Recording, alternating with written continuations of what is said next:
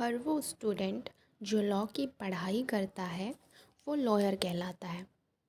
Lawyer से advocate बनने के लिए एक एग्ज़ाम क्वालिफाई करना पड़ता है। तो क्या है वो एग्ज़ाम? AIBE एग्ज़ाम क्या है? इसकी पूरी एलिजिबिलिटी, पूरी डिटेल हम इस वीडियो में जानेंगे। तो चलिए स्टार्ट करते हैं।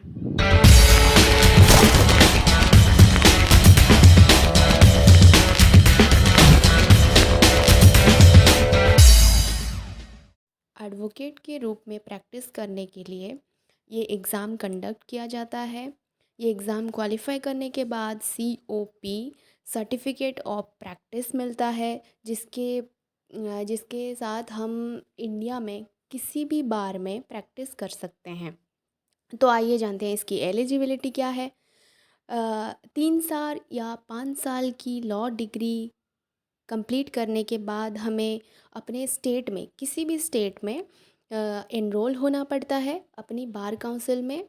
उसके एनरोल होने के 2 ईयर के अंदर हमें इस एग्ज़ाम को क्लियर करना पड़ता है। फिर हमारा ये लाइसेंस परमानेंट हो जाता है। इस एग्ज़ाम को क्लियर करने के बाद इंडिया में किसी भी कोर्ट में हम प्रैक्टिस अपना स्टार्ट कर सकते हैं। एग्ज़ाम इसका ऑफलाइन होता है और साल में एक बार इस एग्ज़ाम को कंडक्ट किया जाता है।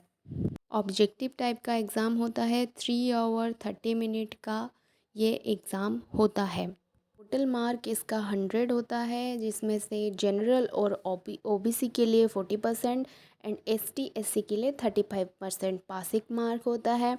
एग्ज़ाम की फ़ी की बात करें तो जनरल एंड OBC के लिए 3560 होता है और ST SC के लिए 2560 होता है। अपने बार काउंसिल में एनरोल करने के बाद 2 साल के अंदर हमें इस एग्ज़ाम को कंप्लीट करना पड़ता है, क्लियर करना पड़ता है। और अगर हम इस एग्ज़ाम को एक बार में कंप्लीट नहीं कर सकते तो फिर हमारा ये लाइसेंस जो है वो कैंसिल हो जाएगा। कैंसिल होने के बाद हम फिर से अप्लाई करना पड़ेगा, फिर से एनरोल होना पड़ेगा, फिर हम जाके ये एग्ज़ाम को फिर से दे सकते हैं। एग्ज़ाम कंप्लीट करने के बाद हमको COP जो कि सर्टिफिकेट ऑफ प्रैक्टिस होता है वो मिलता है।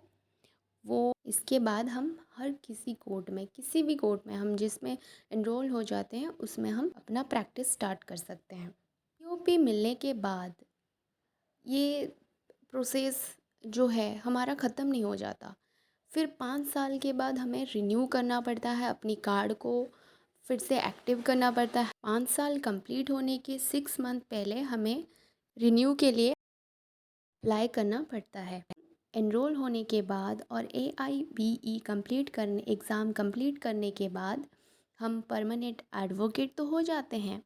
फिर हमें ये राइट मिलता है अपनी गाड़ी में, कार में हमारा एडवोकेट की स्टिकर हम लगा सकते हैं।